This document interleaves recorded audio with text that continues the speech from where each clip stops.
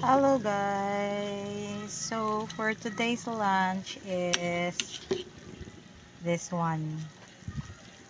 Nagre-request kasi ng ang mga anak ko ng sabaw. So wala kasi kami gaanong mga sangkap.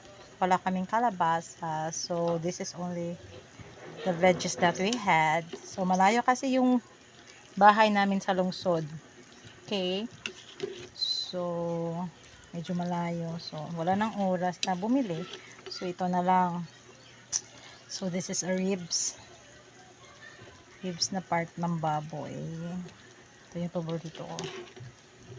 So ayan guys, this is what we have or what we're going to have for our lunch. Yes, that is almost done, I think.